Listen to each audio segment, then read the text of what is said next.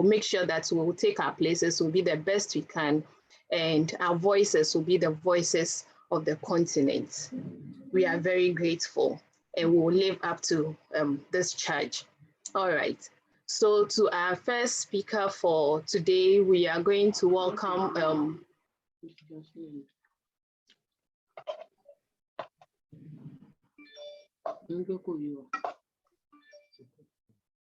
please, can I still be heard? Yeah. All right. So Mr. Abiodun Egbetokun is an an economist with a rich multidisciplinary background, from a start in mechanical engineering and technology management. He obtained a PhD in economics from the Friedrich-Schiller University, Jena, Germany. His research and policy experience spans nearly 2 decades, during which he gained a deep understanding of the microeconomic factors that shape entrepreneurship and innovation in sub-Saharan Africa and beyond. He contributes regularly to the global policy discourse on innovation and entrepreneurship in the context of sustainable development. His input has been sought by several multilateral development organizations, including UNIDO, NEPAD, and the African Union Commission. He has also spent time at some of the world's topmost research clusters, including the Oxford Department of International Development and UNUMERIT. He was president from 2019 to 2021 of the Nigerian Young Academy, a group of Nigeria's leading young researchers and academics. He is currently Assistant Director, Research at the National Center for Technology Management, Nigeria. So let's welcome Dr. Abiodun Egbetokun for his message for us this evening. Doctor, over to you. Thank you very much, moderator. I believe you can hear me clearly. Yes, Doctor, we can. So, thank you. If I may, let me share my screen. Okay, so everyone can see. So can you please confirm that you can see my screen now? Yes, Doctor, we can see your screen. Beautiful, thank you. So I want to appreciate the OAAD who is leading this and the efforts of Dr. Udi and the entire team. You're doing a beautiful piece of work, and just as the charge we just had has indicated, nothing big starts big, everything starts small. So do not despise the day of small beginnings. I don't even want to believe that this is a small beginning anymore, because each time I look at the flyer, the lineup of speakers that you managed to put together within a short interval of time, it only sits within me a sense that this is already something big that is happening. So over the next few minutes, by the way, before I proceed, I should also acknowledge the ambassador who literally took some words out of my mouth. Thank you very much, sir. So over the next couple of minutes, I'm going to be speaking to the topic you're looking at on your screen there. How can we use entrepreneurship, innovation, and AFTA, that's the African Continental Free Trade Agreement or Free Trade Area, as you like, to overcome poverty on the continent of Africa. And as I speak to that, I'm going to be identifying some beneficial points through which the private sector and private institutions can engage, not just with governments, but also with individual stakeholders in changing the narrative of poverty in Africa. So I'm going to be doing this in 2 sections quickly. But before I proceed, let me mention this. I always like to give this caveat at the start of my presentations that it's impossible to say everything about any given topic within a definite amount of time. So the essence of what I'm doing is to raise more questions than I can answer. So please forgive me ahead if there are things that you expect me to mention that I do not mention. It's just that, one, we're operating within a limited time, and then secondly, it's just impossible for one person to know every single thing or to say every single thing there is to be said. So I'm going to be doing this in 2 parts. First, I would look at how does the poverty narrative in Africa look like at the moment? And then secondly, I'm going to be giving some very specific recommendations, which I believe all stakeholders can benefit from. So everything I'm going to be saying to you is summarized in these 4 bullet points. Number 1 is that on the African continent, we have a problem. The problem is simple. Our people are poor and our youth are unemployed. Now, unemployment among older people, people who are non-youth, essentially by World Bank classification, we look at youth as people between the ages of 15 and 24, and then between 25 and 45. So anyone outside that age bracket, either on below or above, we don't really have a big problem with them, even if they are unemployed. You know, in many cases, they have informal employment. We have a big problem when the chunk of our population that is supposed to give us our so-called demographic dividend, the young people. As you must know, Africa currently has the youngest population anywhere in the world, and this is something we are proud of. Okay, but when these people don't have food to eat and they don't have decent employment, and unfortunately we cannot create enough livelihoods and decent jobs to match the gap, then we have a major problem. My argument, well, it's afternoon for me here. So my argument this afternoon or this evening, this morning, depending on where you're joining us from, is that there's only 2 sustainable solutions. One, we want to create self-sufficiency. And secondly, we want efficient markets. Trust me, when we have these 2 things in place, everything else can take care of themselves. So the core issue is, how do we achieve these 2 sustainable things? Stimulating self-sufficiency and stimulating efficient markets. How do we do that, particularly among young people? Now, to contextualize everything, I like to draw your attention to 3 of the 17 sustainable development goals. The first one says no poverty. The second one, zero hunger. The third one is about decent work and economic growth. Each one of these SDGs has specific targets under them. Under no poverty, for instance, the goal, one of the targets is that each country individually should, by 2030, which is in 8 years, by the way, reduce by half the share of people who are living below their own national poverty line. So there's a global poverty benchmark, which is about $1.50 per day or $1.9 per day. But there is also a national poverty benchmark. In Nigeria, it's about 137,000 naira per year.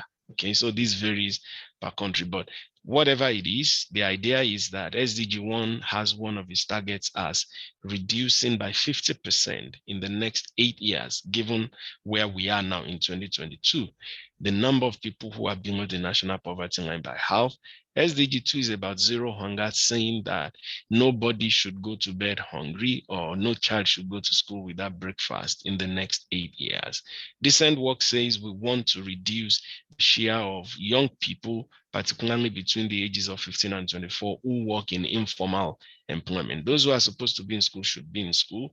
Those who are supposed to be working should have employment with at least social insurance. Okay. And then in the midst of all of these, we have the Agenda 2063, the AU Agenda 2063, which is about the Africa we want. The Africa we want is where, essentially, without even being told by the United Nations who are championing the SDGs, people are not poor, people are not hungry, and people have decent work, and there is economic growth across countries. And statistics in 2010 shows that Africa is home to some of the poorest nations in the world. In fact, 5 countries accounted for 50% of people who lived below the global poverty benchmark in 2010. These 5 countries include Bangladesh, Indonesia, India, and 2 African countries. Okay, so it's a major issue that we have in Africa, even as we seek to pursue Agenda 2063. So for me, the Agenda 2063 sort of sits on the 3 pillars. In my language, we call it a rometa, so like a 3-legged stool, okay, or 3-legged stove of eradicating poverty, eradicating hunger, and giving people decent livelihood through employment and economic growth. That's all there is for me. So, as I said, this is where I want to, walk you through the first part, poverty and unemployment. How bad is it? Because if we don't know how bad, it's difficult for us to relate with the kind of solutions that we will be profiling shortly. Now, this graphic, well, depending on the screen you are looking at it from, I believe that you can at least have a fair view of what the chart says, what the map says. This is the world's 25 poorest countries. It goes from Burundi at $264 per capita. That's if you take everything that is produced in that country in any given year and you divide it by the population, 264 is what will go to each Burundian. Bear in mind that Burundi is a very, very small country. So if GDP per capita in a country of just a couple of million people is 264, that tells you how small the GDP of Burundi is, all the way through to Zimbabwe in number 25, 922. The key thing is that none of these countries has a GDP per capita that is up to $1,000 US. This is data from 2021. So it's in fact, 2020. So it's in fact very recent. Now I need you to look at the bottom left and the bottom right of the map for a minute. It says that the poorest country in the world is Burundi, as I just mentioned, GDP per capita of 264. The bottom right, nearly all of these poorest countries, and this is a striking thing, nearly all of them are from Africa. Nearly all of them. So out of these 25, you have just about 5 who are not in Africa. That's Tajikistan, Haiti, Yemen, where is that? Afghanistan, and that's it. Only 3 of them, in fact, are not in Africa. 22 out of the 25 poorest countries in the world are located in Africa. And so, to bring it home a bit, I'm quite familiar with Nigeria, and I deliberately chose Nigeria because of its relative economic size in Africa and its relative economic importance to the African economy. That's why I just isolated Nigeria, not because I'm from there. So let's bring it home and have a look at, if we zoom in into country cases, how bad does it look? It's one thing to say, okay, these are the 25 poorest countries, 23 of them or 21 of them or 22 of them are from Africa. How bad is it within each country? Now, let's isolate SDG 1, reduce the proportion of people living below national poverty line by half. Now look at these statistics, 85 million of people, and this is statistics from 2019, 85 million Nigerians were living below the national poverty line. At that time, it was 137,400 naira thereabout, which is roughly what anyone would earn over 2 or 3 months, okay? And that 85 million accounts for 40% of the Nigerian population. This is really bad because it means that 2 out of every 5 Nigerians, and I bet that the statistic is not particularly different across African countries. I mean, if this is the case in the continent's biggest economy by nominal GDP, then I expect that it's going to be roughly the same. I mean, I looked at a few other cases, medium income country, low income countries, and upper middle income countries like South Africa. It's not particularly different.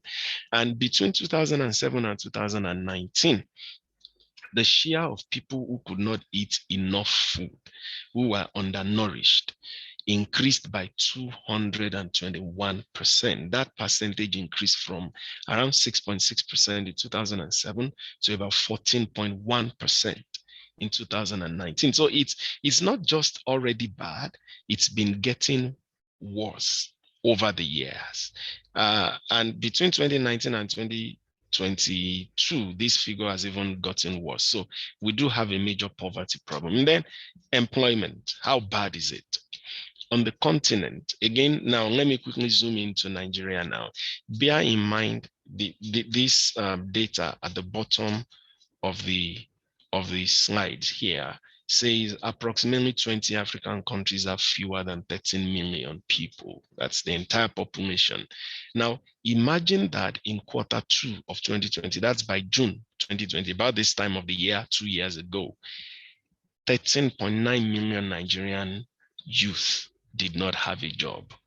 Now, if you think about the fact that approximately 20 African countries have fewer than 13 million people living in those countries. In other words, we're saying that the number of Nigerian young people who did not have a job by June 2020 was bigger than the entire population of around 20 African countries. Just pause for a second and imagine how bad, how massive these figures are. And then let's take a look at some further detailed statistics. 41% of people who are between 15 and 24 are not working.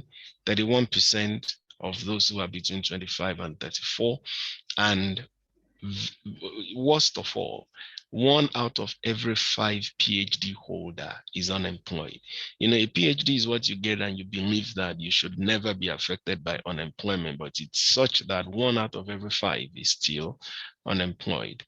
And unfortunately, the country, and by extension, the continent, is not creating enough jobs. As of 2020, June 2020, there were about 40 million young people who were eligible to work, and only 15 million of them have a job. This includes all kinds of jobs, formal or informal, decent or indecent. And we have a program that we call the National Youth Service Corps, which is something that every young person who graduates from university must go through at the end of their studies. They do that for 1 year. Approximately 300,000 young people go through this program, and they finish after 1 year, they enter the labor market. So it means that between Q2 of 2020 and now, roughly 1 million more people have joined the labor market. What that means is that after every year, more or less, we had about 350, 400,000 unemployed people to these figures, and it just gets worse and worse. So if we take these two big issues together, it becomes clear that the root of Africa's underdevelopment is not in not having enough money. It's in not having enough gainfully employed people who are working to advance the economy. It is when people have things to do that they can create products, that they can create processes, that they can develop new businesses. And that is why I believe that overcoming the African economic problem is going to find sustainable solutions in innovation, in entrepreneurship, and in efficient market. So how is this supposed to work? I start by looking at the entrepreneurship solution. There was a paper we did with a few of my colleagues back in 2018. And one of the arguments we made in the paper, based on data, actually, we interviewed over 12,000 undergraduates from Nigerian universities, and we found that the country, in fact, needs, and this is true for the entire continent, deliberate strategies that seek to increase the supply of highly educated people who are entrepreneurs. So we don't want to be sending people to school just so they learn, just so they earn certificates. It is better for us as a continent if our graduates, if our PhD holders, and I'm happy, you know, I had a very long conversation over the phone with Dr. Odi the other day, and we both came to an agreement over this point that a high education certificate, higher education in itself is worthless for economic development unless people can use their knowledge to develop products and processes and to create new businesses and manage these businesses in a way that enhance aggregate productivity within the country. So our argument is that we need to increase the supply of highly educated entrepreneurs and business managers. Why do we need to do that? Because they are the ones who are more likely to start high growth companies. You know, I passionately dislike the narrative that is flying around among young people these days, that education does not help anyone. After all, Mark Zuckerberg was a university dropout. Bill Gates was a university dropout.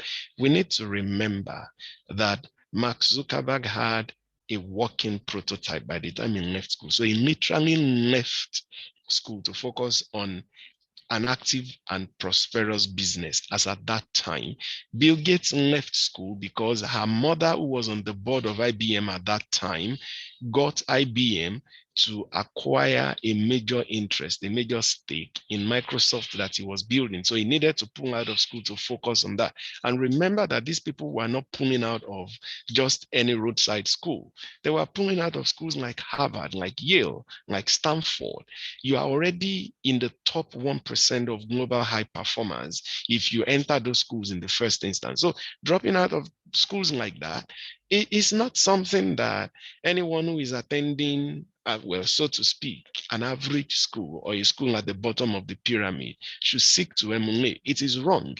Education is still very strongly correlated with entrepreneurial performance. So it's not a joke to imagine that these people we're talking about also go on the side of running their businesses to acquire certifications, to develop the kind of skills that they need. I think the argument we need to be making is about curriculum transformation and not just encouraging young people to drop out of school because they think education does not give you money, so it is not useful. That's not true. It is incorrect. So how do we implement the entrepreneurship solution? Here's my three-pronged recommendation. We need to train young people to become entrepreneurs through tertiary level courses. I went through university in Nigeria. I didn't take any entrepreneurship course throughout my engineering undergraduate training. And I'm sure that this is true for many, many countries in Africa. I think the world has shifted beyond that.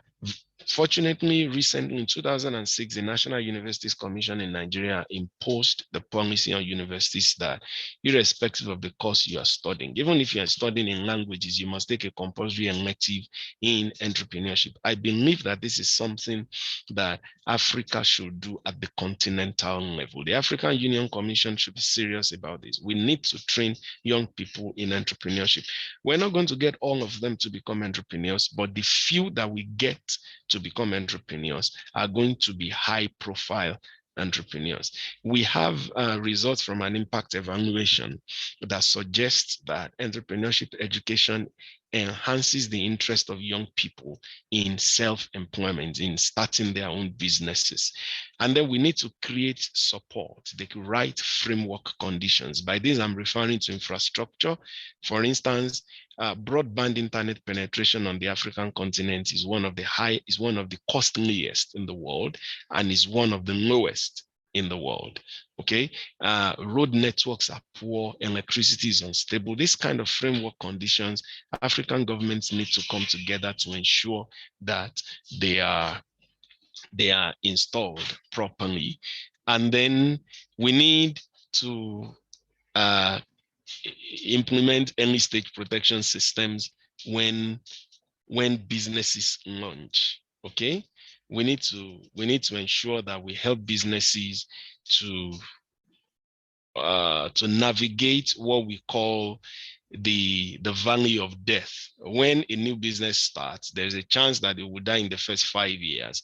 Governments need to be willing to underwrite the risks of starting businesses. And then there's the market solution, which is where AFTA comes in, the African Continental Free Trade Area. Okay, now the foundation for this free trade area was laid in the Abuja Treaty of 1990 before it became fully operational in January 2021. The other day I was on radio, on Kumo Radio in South Africa talking about this, and it was fascinating for me for the moderator of that program, when I mentioned to him that the African Continental Free Trade Area gives access to a multi-trillion market across the African continent. So, and this is particularly good for 4 important reasons. It encourages human capital flows. So under the AFCFTA, it's possible for me as a Nigerian to easily go to Benin Republic, to Ghana, to Zambia, to Egypt to work. And it encourages FDI flows because the money that I have with me, I take it with me to go and start a business if I'm interested in that, in the country that I move to. And then it encourages value chain development. No, global value chains are a big thing now. So it encourages value chain development and facilitates private sector growth. And this is where private sector operators, existing businesses, small businesses need to seek to be engaged. But what we need is not just a big market like AFTA. We need to make it efficient. And what do I mean by this? What do I mean by efficiency? How do we achieve an efficient market solution? We start with regional integration. I do believe that there's still a lot of work for African governments, especially at the regional economic commission levels, to integrate within regions. You see, AFTA is not going to be efficient if, for instance, within ECOWAS, we don't trade freely among one another. So Nigeria does not trade freely with Ghana, Ghana does not trade freely within Benin Republic, and then we're talking about a continental integrated market. It's not possible. So it's like you want to make, you want to make a dress, and you cannot make the sleeve fit into the bust, and yet you are saying that you want to make a dress that will fit somebody. It's not possible. You're not going to achieve fit unless you make you join the parts of the dress first. So in 2017, when in 1990, when the Abuja Treaty was signed, the agreement was that every regional economic commission will have an integrated market within them by 2017. As of the end of last year, in many parts of the continent, this has not been achieved, and this is not good. So as we integrate continentally, we also need to seek to integrate regionally. Continental integration will become easier if we first achieve regional integration, but there's nothing that says that we cannot work towards regional integration now. And then it's also very critical to coordinate policy. Industrial policies are currently not coordinated in Africa. So for instance, Nigeria wants to promote and export cement. Ghana wants to do the same. What we do is that at the end of the day, despite AFTA, we compete with each other.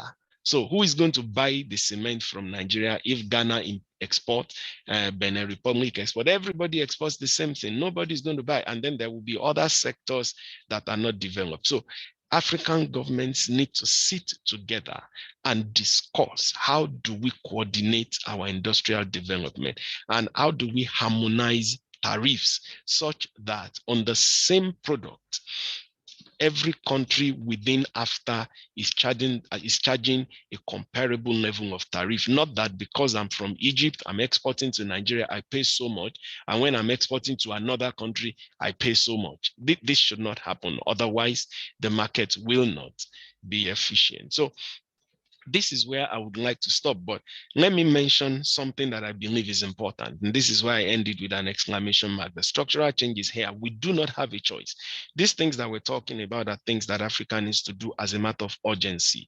And why is that the case? Because structural change is already happening, whether we stimulate it or not. Now, this chart shows the share of employment that comes from agriculture, service, manufacturing, and mining over the years. And on the right, you see the share of total value added. Agriculture is that line you see on the top that is falling, and service is that line that you see rising towards it. In terms of employment, we see a modest rise in manufacturing too on the left, which is the third line. And you see a huge divergence on the right-hand chart. Sectoral value added from services is rising. In fact, it started rising around 2003, 4, 5 when internet penetration, suddenly shot up on the continent. And agriculture value added is dropping. What does this tell us? It tells us that the continent is already structurally changing, diversifying towards services.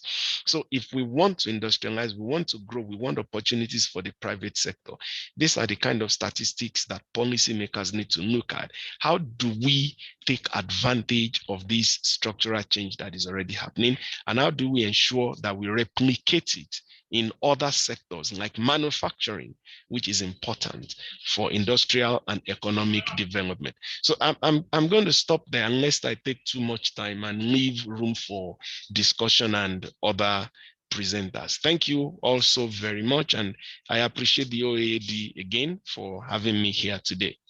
Thank you. So I will just unshare my screen.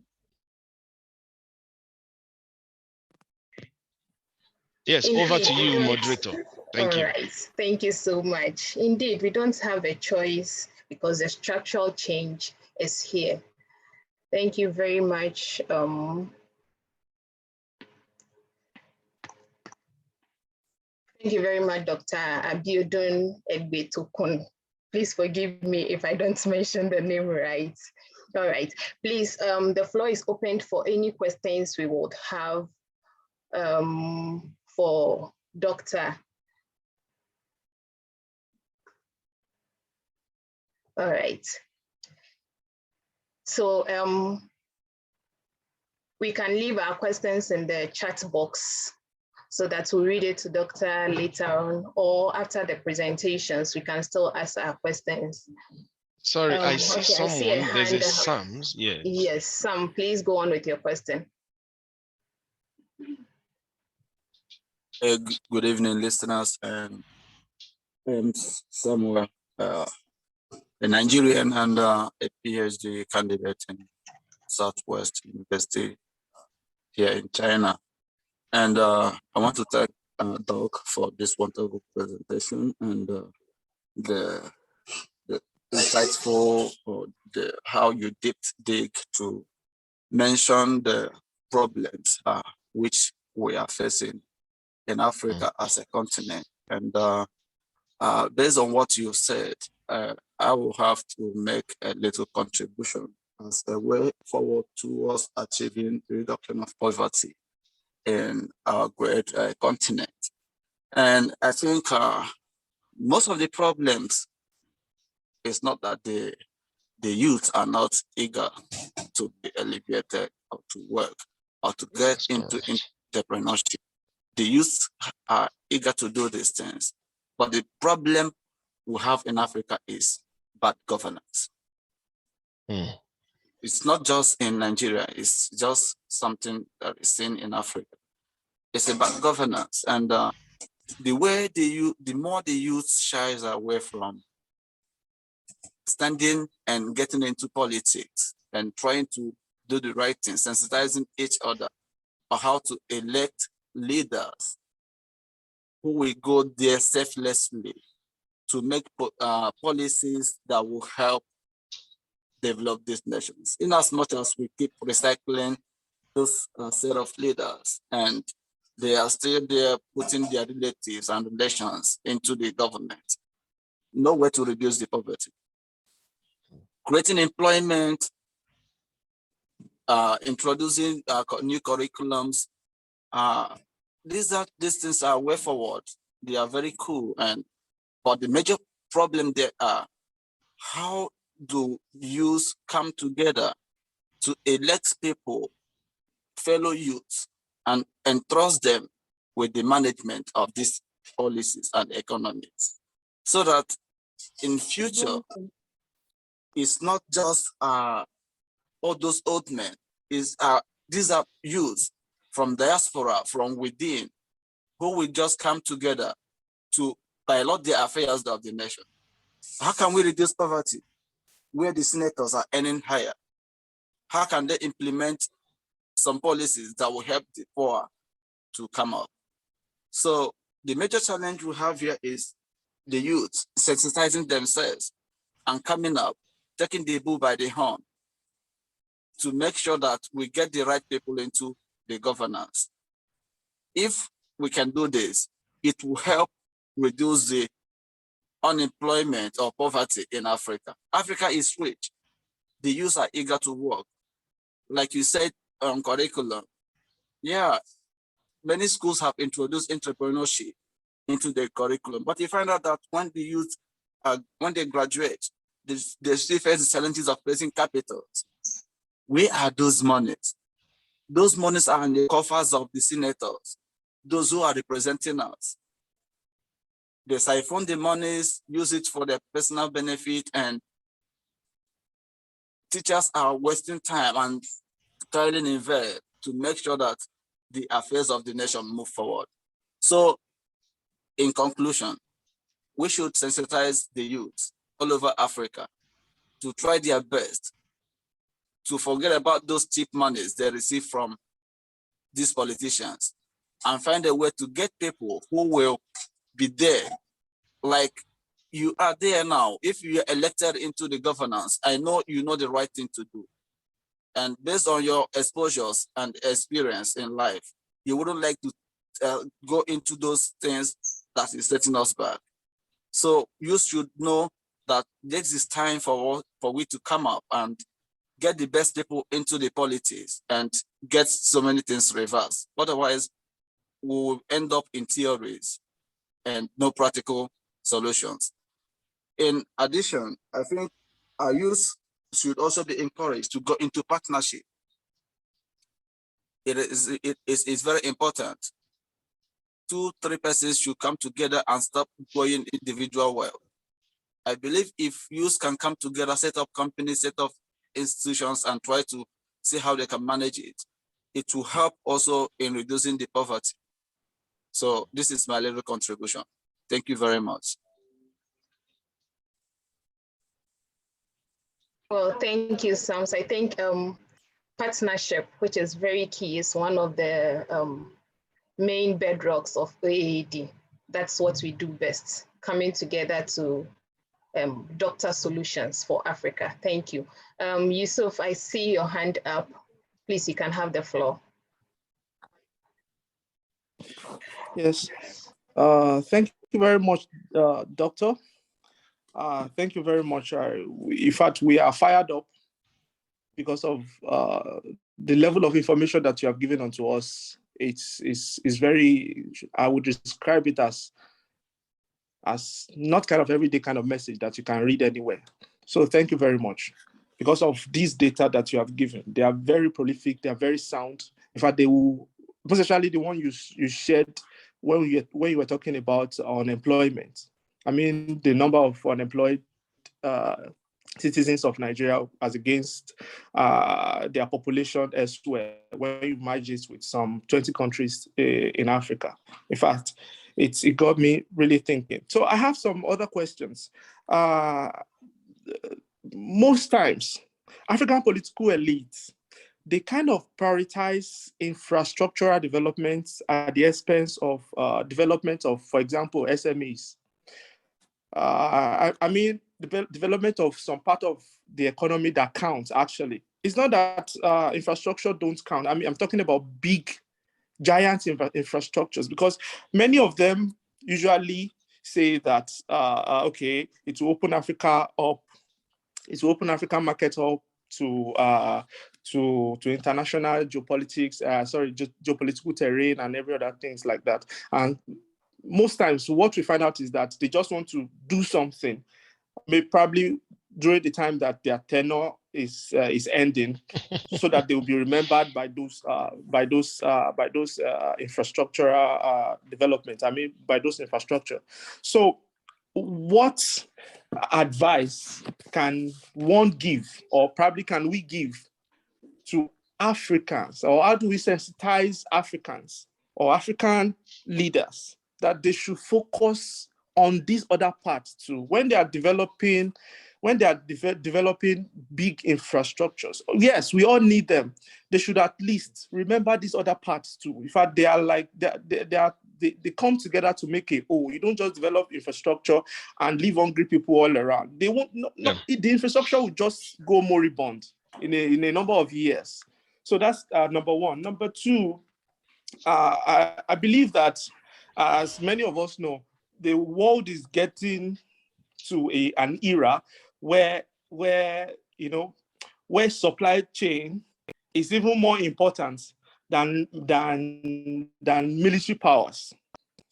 In fact, as the war, Ukraine and Russia has taught us lately, we see that military power are being used to defend supply chain now, not even the states any longer, not even territories directly, so to speak.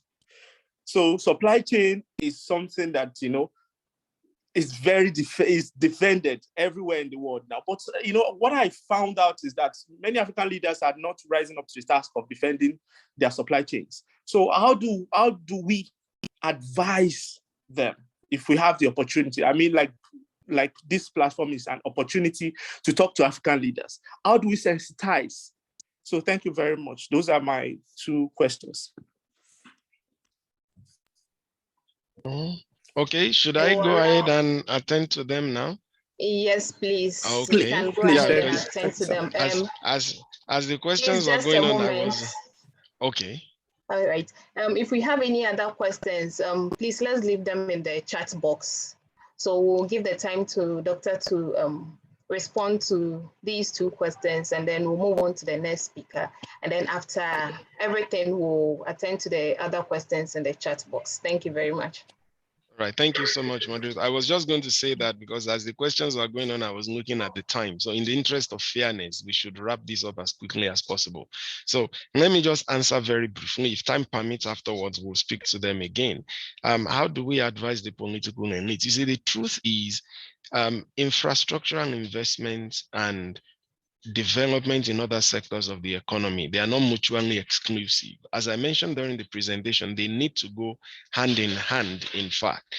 The problem begins when we start projects and we don't finish them, when we do not do projects that are based on needs.